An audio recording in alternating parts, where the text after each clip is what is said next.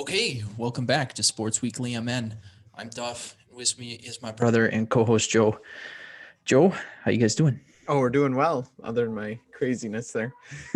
Spilled my water everywhere. Oh my goodness. Well, at least it was water and not Yeah. some other Wine. liquid. Yeah. Yeah, we'll have to wine night or something. We're doing all right. Can't buy a snowstorm no matter what I do this year. Whatever happens, it's just we're just gonna nick you.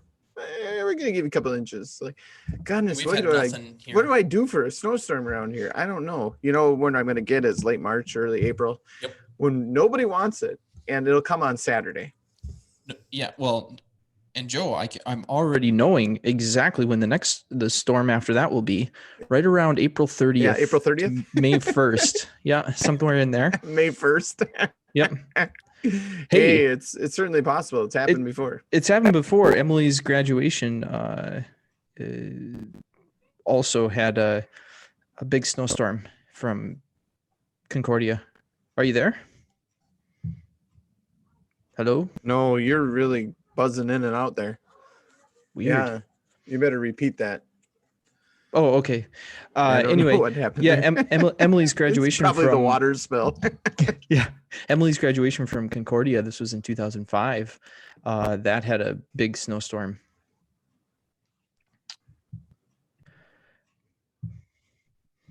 Okay, we're back. Blue Ethernet cable reminiscent of the 1990s.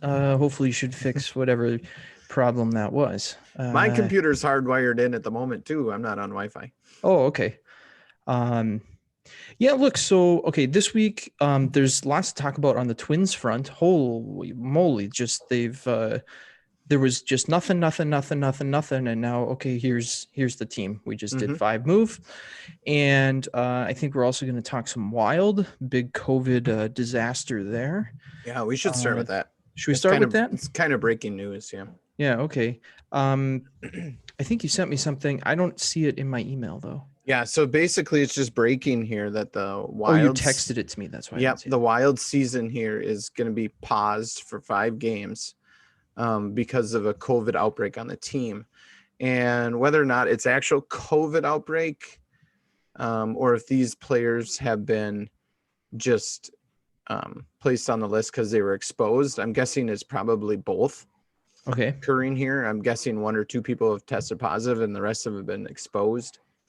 And honestly, if you get two players in hockey test positive, I mean, they're in such tight quarters that everyone's probably been exposed to it at some point here. So that's right. Yeah. Yeah. So we have currently the Wild have 6 players on the COVID-19 protocol, and they've postponed 4 games. Thursday at the Avs, Saturday and Sunday against Coyotes, and then Tuesday against the Blues. And the facility is completely shut down. So, yeah. You're talking their practice facility or Excel Energy Center? Their practice facility, which is the Excel Energy Center. Oh, it is. I see. I thought they had a different. I think they do. That they use. Okay. But I think they practice at the Excel too. I'm guessing. I don't know what that means. Mm-hmm. I don't know if that means completely front office or if this means just like players only. I don't know. Right. Okay. So I think that's interesting, and it's like a disaster that the COVID is happening to the team. But even before COVID, there were a ton of players who were injured. Did you want to talk about that at all? Yeah. Like the Wild team had not been healthy. Yeah, they haven't been healthy, but they haven't been like killed by injuries. But their best player, why is he? All of a sudden I'm blanking on the name. Fiala got suspended for a bad hit. Yeah, that was kind of bad luck, but still he shouldn't have done what he did. And then he got suspended 3 games. It was just absolutely ridiculous. Yeah, some of the crap that these guys pull, and they get suspended 1 or 2 games. Mm-hmm. It's just ridiculous that Fiala got 3. He hasn't had any history at the league. I thought it was absolutely terrible that he got 3 games. I thought 1 or 2 was a much better outcome. I don't know if I guess I don't know if they have an appeals program or not. Like in baseball, they appeal the suspension. You can keep playing when you're under appeal, and usually it's 1 or 2 games less than what it was before. So in this case, if there has been an appeals program, Fiala probably would have gotten 2 games. You know, saved himself $25,000 and got to play 1 more game. But is what it is, and that suspension is now done, and now of course everything's paused. Yeah. So since last Wednesday, they've played the Kings and they won. That was an exciting game. They won 5-3. And then on Saturday they were destroyed. And that's when Fiala was gone and several other players were injured. And then the following day, so they played back-to-back games against Colorado Saturday and Sunday. Who is a cup contender. Yeah. Oh, yeah. They're legitimately a very good team. And then they won 4-3 on Sunday. And then they played again last night. And you watched that game, right? Yeah, I watched most of it. I didn't quite make it to the end, but yeah, they lost 2-1. Kaprizov had the only goal in the last game. And he's suave, man. He's suave. Yeah, he's a good player. It's fun to watch. Yeah, and he's just it. He's got all the little shimmies and the shakes and the little winks, and I don't know. I like him. He brings us he's got some suave to him, man. He brings a little, I don't know, X factor to the game, I guess. But cockiness, maybe a good word. Yeah. Yeah. So anyway, obviously Colorado's a better team than the Wild. But give the Wild credit for switching it back up these last 2 games. They did pretty much get destroyed in the first game. Of course, not having Fiala hurts, but they got ran over in the first game. They adjusted their style. They came back, won the game, and then played pretty decently last night as well. So I give them credit. Yeah, they made some adjustments, and yeah, it's good. And now we're not going to be able to watch them probably for at least a week. Maybe more.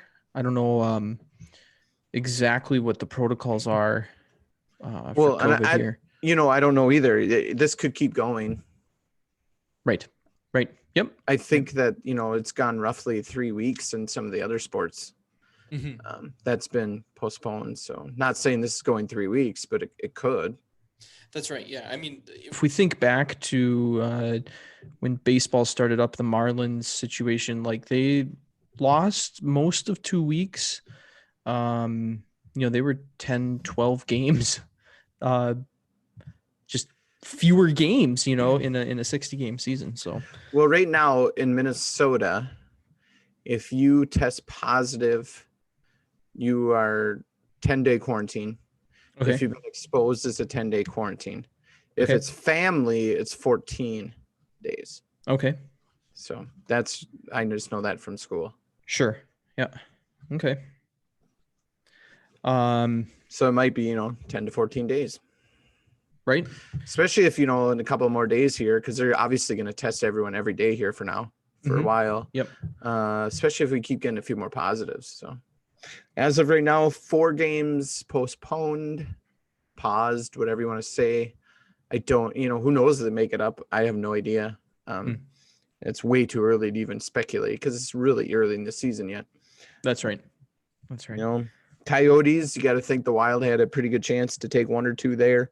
Blues, they probably could beat them, though the Blues are pretty good yet. And obviously we would have a tough time in Colorado. Yep. I guess, yeah.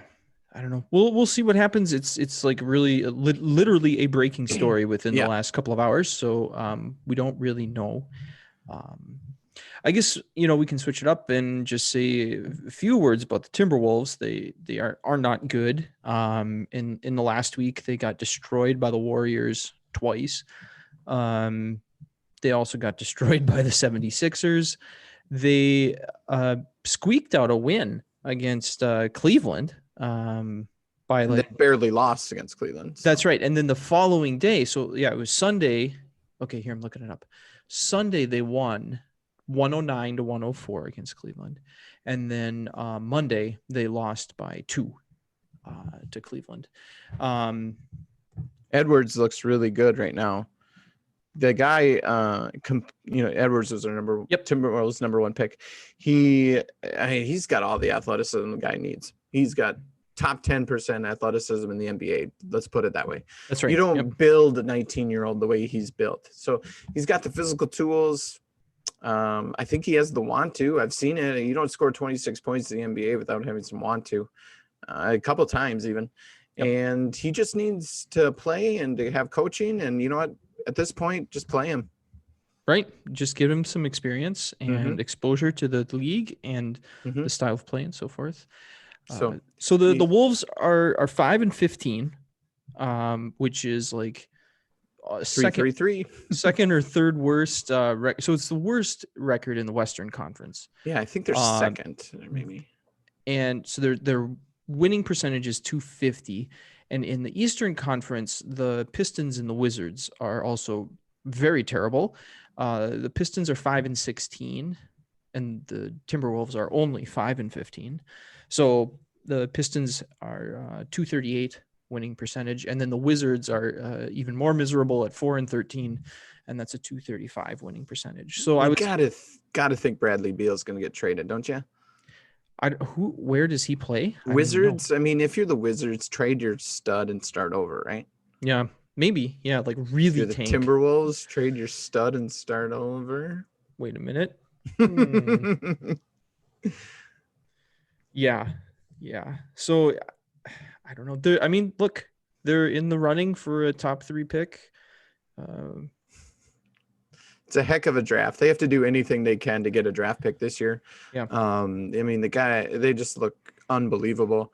Right now, the latest mock draft has Jalen Suggs going number 4. Remember, Jalen Suggs is a Minnesota boy who basically single-handedly beat Hutchinson 2 years ago in the football playoffs. I think it was a championship game. High school football. Yep. Single-handedly beat Hutch. I think it was playoffs, or maybe it might have been the semi. Sure. Okay. Semifinals. But yeah, it's just stud player. I mean, he's playing for Gonzaga right now. He's their best player. They're ranked number 1.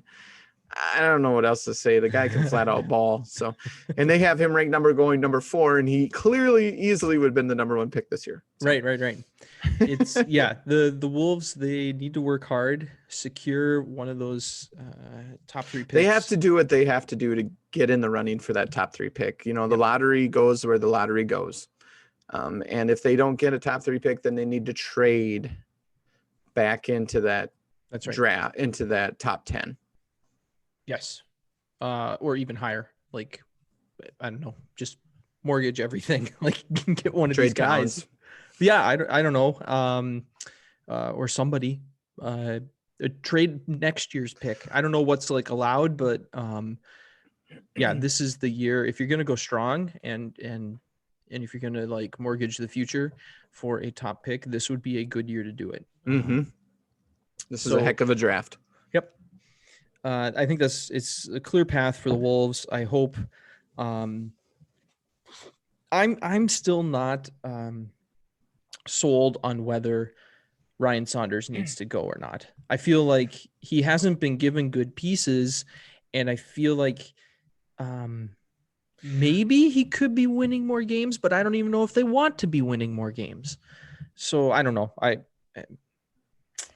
not sure. Doesn't really matter. That, but they need to get one of these top draft picks. That's the end of the story. I'm not sold on Ryan Saunders as your coach, but this year, what does it matter?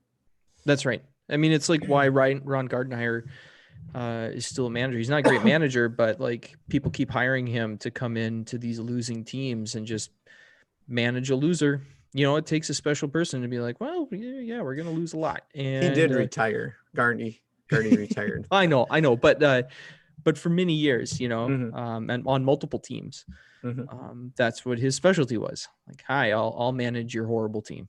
And then when we get enough prospects to become good, you know, go hire a real manager. So that was his thing.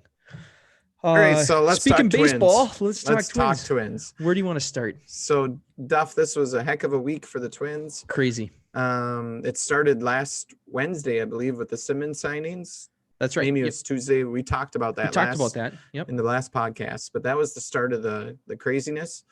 And then Start here. Yeah, sure. And then this broke technically overnight, I think about 3 a.m. Cruz returned to the Twins on a 1-year, $13 million deal. No, it was before that. I saw it before I went to bed. It was like 11:30 or midnight or something. Okay. Yeah. I can't remember. Yeah. I was tired. Oh, look, actually 11:53 p.m. There you go. Yep. So anyway, Cruz coming back to Minnesota. This was literally about 6 hours after a report broke out that the Twins and offers to Cruz and Ozuna. That's right. Yep. Who knows if they had any offer to Ozuna? I think that was a smokescreen, but apparently it worked because Cruz is back. This is a good signing. I think though we forgot one other piece of the puzzle, and that is the league. So what set this up was the league and the players. So the league had made an offer to push back the start of the season by a month, and the players rejected it. And that seems unrelated, but part of that deal was there would be a DH in the National League, and that was rejected. So now Cruz basically only had one or two teams who would be interested in him, and the Twins were at the top of that barrel. But we maybe let's back up and actually talk about the offer that the league presented to the players. But basically, it was push everything back a month. Play a bunch of double headers so you can still get in almost 160 games. I think it was 154 games. 154. Now they were going to pay them for 162. That's correct, but that number is on purpose because that is what for about 80 or 90 years baseball played was 154 That's right. games. Yep. And then the other thing was then the playoffs would go into November. So expanded playoffs again, which the owners like because the owners... It makes a lot of money. It makes them a lot of money. And then as pushing back the season, the idea is, okay, more people will be vaccinated. We'll be able to have more fans in the stands. We'll be able to get more revenue, all of that sort of stuff. And so the players took one look at that and they rejected it and they didn't even bother countering. And you were sort of surprised by the lack of a counter, but I was not. I don't know. Do you want to talk about that? Yeah, I'm surprised they didn't counter. I think you're going to talk about time getting pushed back a month when it's not any program. And now we're only, 2 weeks away from players reporting, and that could have raised issues with players. I think that's a little bit overblown. These are professional athletes. They'd be fine. But I think, you're on your schedule and stuff and these guys make so much money that they don't want to take that chance. I also think these are really high tuned athletes. They're going to be fine if they have to go another month. Finely tuned race car really needs to maintain its high level of tuning in order to be a competitive race car. But baseball is not a race. Baseball is a long stretch of time. So that's true. So I do think it was a legitimate but a minor reason. This idea that especially the starting pitchers, they've been ramping up with a specific date in mind for months. It's not like they just sit on their couch and oh yeah, tomorrow I'm packing up and going to spring training, but I guess I better work out my shoulder. It's no, they've had a specific conditioning program for months, and to mess that up again is a big deal for the pitchers. I do think you're right that look, last year we saw in extremis conditions, they can adapt, right? But they don't want to, not 2 years in a row. But I think the bigger concern or the bigger argument was well, look, the NFL is playing and the NBA is playing and the NHL is playing. All these other leagues are playing. Why? What's different about baseball? Baseball is the one outdoor sport. All these games are being played outdoors, not like basketball and hockey. So there's no real I think one of the issues, call it a safety concern, but it's but hey, we already did it last year, and all these other teams are playing, and what are you talking about? Well, I think there was Arizona was kind of a hot spot right now. Yeah. And did you hear about this? The league. So Manfred and his cronies. Yeah. The league. They I don't know, bribed or convinced the commissioners in this county in Arizona to write this letter to them. So it's like if I tell you, hey, Joe, I really need you to write me a letter so that then I can't do my job, kind of thing. It's so bizarre and it's like messed up. It was like intended to be ammunition against the players. But again, the league acting in bad faith, that's what we've come to expect, especially out of Manfred, who, he was one of the big, he was like the guy, right, who came up with the idea in the mid 90s to like play hardball and let the players go on strike. He's very anti-player. So anyway, I think it didn't have a logical reason to it. Like if you looked at the thing in the absence of any other data, you'd be like, oh, okay, sure, maybe there's a safety concern, but there's no numbers. Like, okay, when the case level drops to this, now we're going to start again. Like, I don't know, there wasn't a lot of data to support this thing. And furthermore, you have all these other leagues already playing indoors, and baseball is mostly an outdoor sport. So it just lacked credibility. And I think the players were right to be like, yeah, whatever, man. Like, let's play. And so the situation reverts to the original deal, which is pitchers and catchers are going to report in actually less than 2 weeks, right? 2 weeks from yesterday. Yeah, it kind of depends on the team, but yeah. It's either 2 weeks from today or 2 weeks from yesterday, depending on the team. Yep. So I have a lot of concerns. First concern is this is not going to be good situation for next offseason or even into the year. I've pretty much it's going to be a drawn out battle for this new bargaining agreement that expires at the end of the playoffs this year. Also, number two thing, part of being a commissioner, Manfred, is saving the owners from themselves. Mm-hmm. Owners are very rich. They're very greedy. Now, that's not every owner. We get that. But in general, and where they're so rich that they continue to fight over hundreds of thousands of dollars instead of thinking long term and thinking, you know what, I need to have this game popular so people come put their butts in the seats and buy my beer. That's right. Yep. Right. And they watch on TV instead of saying, well, it's penny wise, pound foolish. Right. Mm-hmm. Trying to make a couple extra pennies here and then killing myself down the road. I don't understand the philosophy of an owner. I just don't get it. And maybe that's because I'm just a baseball fan. And these guys maybe aren't baseball fans. They're just businessmen. And I'm not saying they don't deserve to make a profit. Of course they deserve to make a profit. They own the team. They deserve to make a profit. But part of the commissioner's job is to save your owners from themselves. And Manfred doesn't do it. I think half the time he's coming up with these schemes. Probably. Yeah. Kind of the Donald Trump of the major leagues here. I don't know. He's just, you have to take a better approach, PR approach. You don't want to destroy the game for future generations. Yeah. And that's what I see happening. Political commentary on life in general. And this is our podcast. Don't hold back. Well, look, anyway, I agree. I think it's very short-sighted, typical of what we'd expect from a Manfred-led league perspective. And we better enjoy baseball this season, because I don't know if we're going to get baseball after this season. I think we will, but we might not get it till like May or June kind of thing. Maybe. Yeah. I don't know. Eventually, it costs the owners too much money. They have to come to the table. Yeah, well, I mean, it took them a long time in the 90s, so it almost destroyed the sport. I mean, look how long it took to like really recover. Well, Duff, that's a whole nother thing, a whole nother topic we should talk about.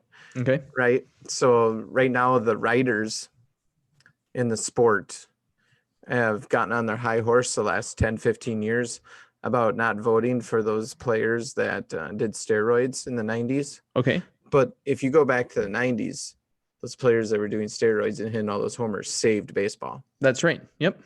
I'm not saying what they did was right, but you can't just look at it and judge it like that. You have to realize Mark McGwire and Sammy Sosa saved the game of baseball in 1998 with that home run. That's right. Yep. Run. Yep. That brought back popularity of the sport. And people were ticked off about the 94 strike. And they didn't return in droves. And now you just say, oh, you don't get to go to the game because you cheated. Well, or the Hall of Fame, excuse me, because you cheated. Well, they also really brought back the popularity of the sport. Yeah, that's right. Yeah. So it'll be interesting. And, the other thing interesting is to see how that all ends up down the road. The other thing is there were lots and lots of players using performance enhancing drugs at that time. But are you there? Pitchers too. Yeah. So pitchers too. I mean, it was very common. That's right. So it seems weird to pick on like just 2 or 3 guys, but anyway, So all of that's like the background to the Twins re-signing Nelson Cruz to a 1-year, $13 million deal. I mean, it's exciting. Nelson Cruz let me say this. Nelson Cruz has been a great hitter. I hope he continues to be a great hitter. I worry about his age.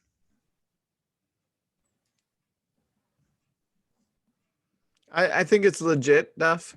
I think it's a legit concern. I mean, the man's 40 years old. I don't see him falling apart here. And the risk to this deal is nothing. 1-year deal. Maybe could have got him for 10 if you really played hardball, but in the end, what do I care? It's Polad's money, not mine. That's right. It's $3 million more. The other legit options out there when you're a team that is really looking to, you're going to the playoffs and you're looking to win the division, hopefully maybe go beyond that. You need to sign a guy like this to fulfill your lineup out, to fill it in. And your other real option was Ozuna, but you would have to commit 3 to 4 years to get Ozuna. And I don't think the Twins were willing to go that far. This front office really likes the short-term deals. Yeah. Can't say I blame them. And just kind of making their team. It's fun to watch this front office. I really like them.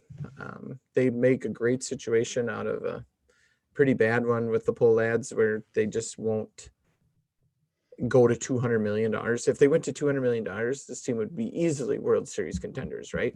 You could sign Trevor Bauer. You could, make this team ready to go. Yeah. But they have their self-imposed $130 million limit. And within that, this is a really good team. I think the Twins right now with Cruz coming back fills out their lineup really, really solidly.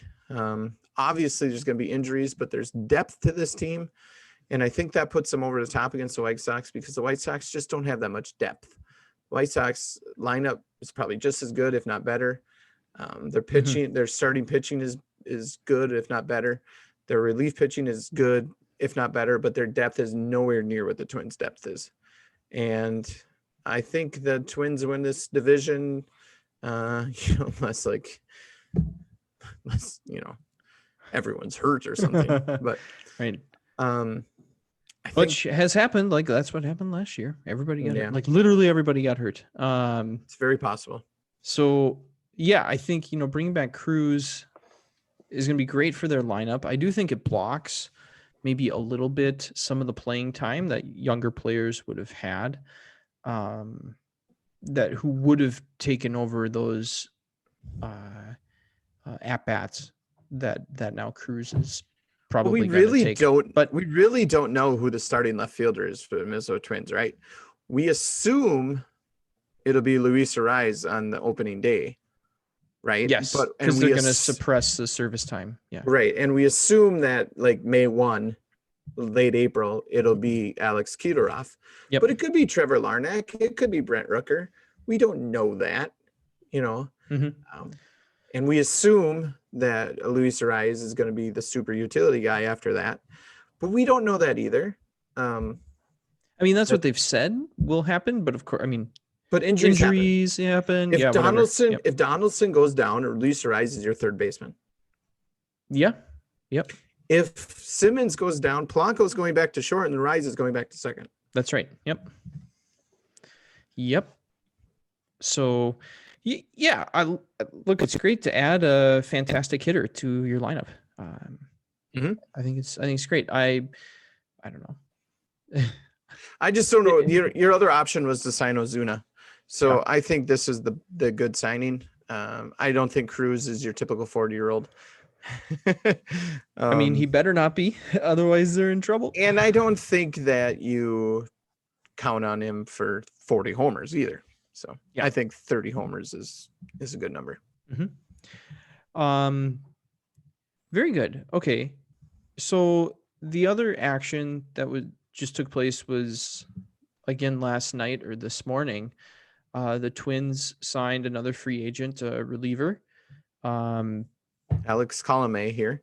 And he was signed this evening by the Twins. And his deal is a little different. He gets 1 year, $5 million this year.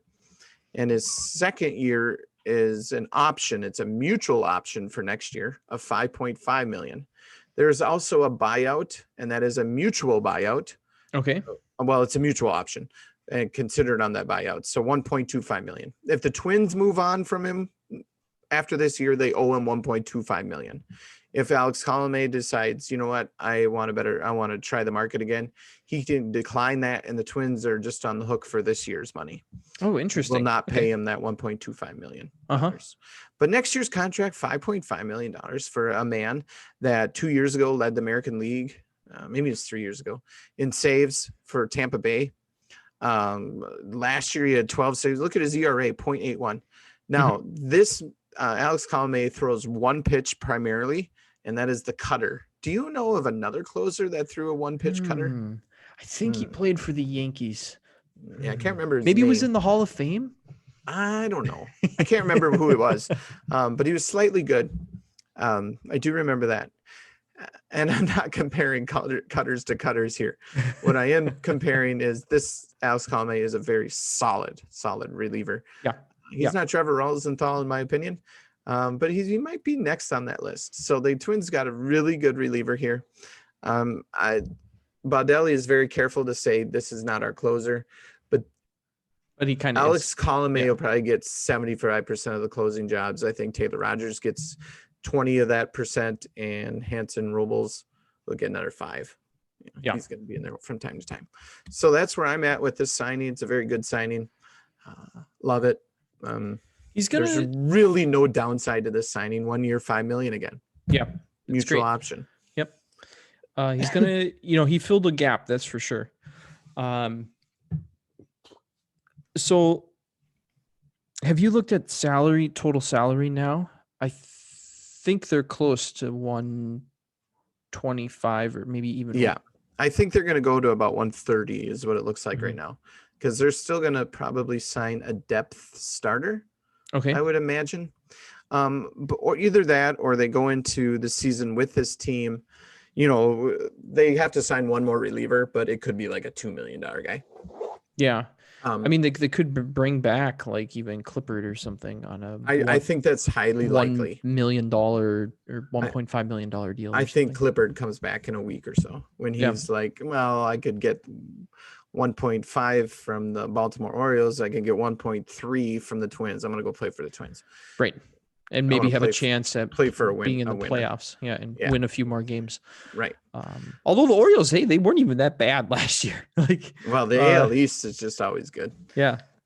But yeah, I think the Twins are basically done. They got to sign a minor guy for the bullpen. When I say minor, I mean not Trevor Rosenthal.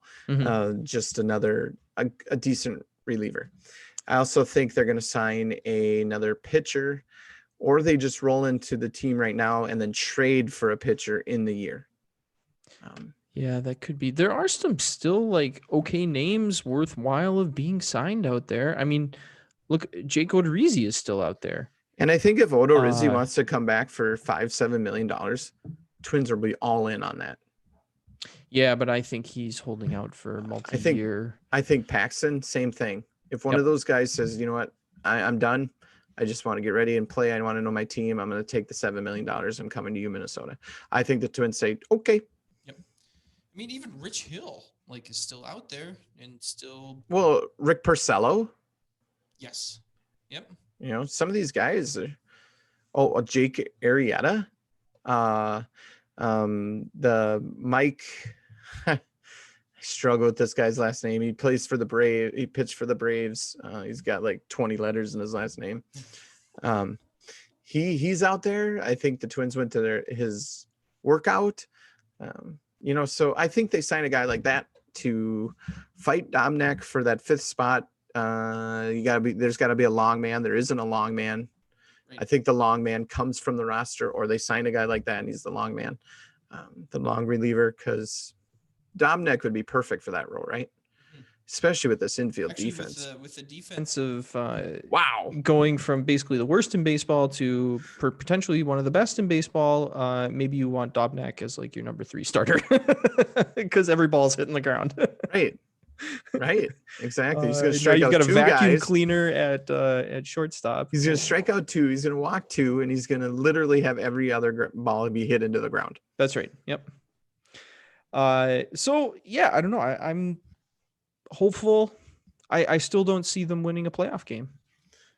They're bringing back all the same bats pretty much. Hopefully they stay healthy. I don't know. The good thing is like defense is the one more or less reliable thing that you can upgrade. You know, you can really get burned on relief pitchers where you spend a lot of money on a guy you think is going to be good and then he's terrible. Like that happens all the time. Hitters also go through long slumps or they get hurt. But defense, as long as like a guy can walk and run and throw, like his defense isn't usually going to suffer too much. So I like the idea of upgrading defense. It's like paying extra on your mortgage. Like, yeah, you didn't win the lottery, but like you took that real and, it was a real, winner. So even if it, didn't win the lottery. So I don't know, maybe they'll win a playoff game. I think they'll make the playoffs. I think they've, short of just getting decimated by injuries, they're a playoff team. Mm-hmm. I think them and the White Sox are both playoff teams. There's nobody else in this division that can compete with either one of those teams. And I also think the Twins are slightly better than the White Sox, mostly for that depth. The White Sox may have slightly higher ceiling players, but nobody has a higher ceiling than Buxton. That's true. Yep. If Buxton plays every day in this lineup, he's an MVP candidate. That's right. Yep. He just needs to stay healthy. Stop running through walls. Well, it's not even that. It's just freak things. Yeah. There's a couple other pieces of Twins news. As far as spring training, the Twins have announced that they're going to have some fans in the stands. It'll be less than 1/3 full. They say 28% is what they got approval for. And that works out to being about 2,400 fans. Well, I don't see why not. They could spread out. It's outside. That's right. Make them wear masks, whatever. Yeah. So they did release some plans for enhanced safety protocols, and it's about 2,400, and they're going to be physically distanced and all this stuff. And there's more and more people getting vaccines. So. Yep. So I don't know. I think it should be fine. It's still almost a month away. It should help. Mm-hmm. And cases keep going down, vaccines keep going up. Why not? I think that'd be fine. It's outdoors. Mm-hmm. Sure. I mean, who knows all, it's hard to predict the future, but look, right now, at least it makes sense. And yeah, it'd be great. I don't know if there's a plan yet for like reporters and stuff like that, but I would imagine if they're going to allow fans in, that they're going to allow reporters in too. I don't know if they're going to do in-person interviews or not. Probably not. Zoom is so easy. That's right. Yeah, everybody's used to it now anyway. So They just send them to the podium and everybody asks them questions through Zoom. It's pretty easy. It's what they're doing in the NBA. It's what they're doing in the hockey. So yeah. And then the other piece of news, which is maybe a little more sad, is that Wayne Terwilliger, Twig passed away. what a legend. I think that name will be recognizable to even casual Twins fans if you were alive during the World Series times. Anyway, yeah, like he was a World War II vet. He landed on Iwo Jima, right? And Saipan too, I think. oh wow. And look, he was first base coach, of course. That's why we all know him. And then he was with the Saints organization for a long time. Mm-hmm. And there's some nice photos of him that they. Well, he basically he was in the game for like 60 years, so yeah, something like that, 50 years. So, you read about his life. Yeah, heck of a life, unreal. Yeah, it's look, when you're like 95 years old, like it's a good run. You've had a good run, and yeah, he's just kind of a legend for the Twins organization, and I imagine they'll do something special for him. Yep. During the season sometime. Absolutely. I think he even played 9 years in baseball, played with Jackie Robinson, Willie Mays or something. Willie Mays. Yeah. Roy Campanella. I mean, he played with some legends. He saw a lot of the game. Yeah. It's sad.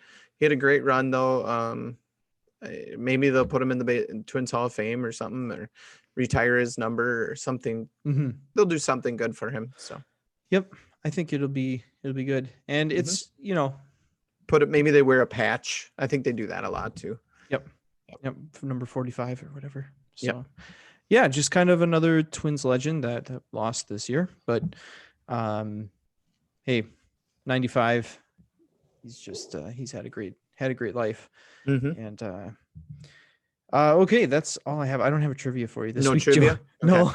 Sorry. Yeah, well, it's been busy. Don't worry. Way too busy. Yeah. So it's exciting. We're only 2 weeks from pitchers and catchers. You can see the grin on my face. I'm ready to go. Love baseball. Love talking baseball. So it's really fun. So I think, the Super Bowl's this weekend. I'll probably turn it on and have it going in the background, but I don't really care. Just go Kansas City. We don't want Brady to win. That's right. Yeah. Yeah. So I guess the interesting thing will be, how much the zebras put their hooves on the scale here. You'll know early. That's right. Yep. They're going to make their statement early about who they want to win. Yep. Who the NFL wants to win this game. You'll know early. I'm thinking it'll be the people that currently work and live in Florida. Would be my guess. But they also want to showcase Mahomes because he's the future. So that's right. We'll see. Anyway, I wish you a good week, everyone. And Duff, you have a great week too. So yep, you too, Joe. Remember to be kind and grow your own food. And John 3:16.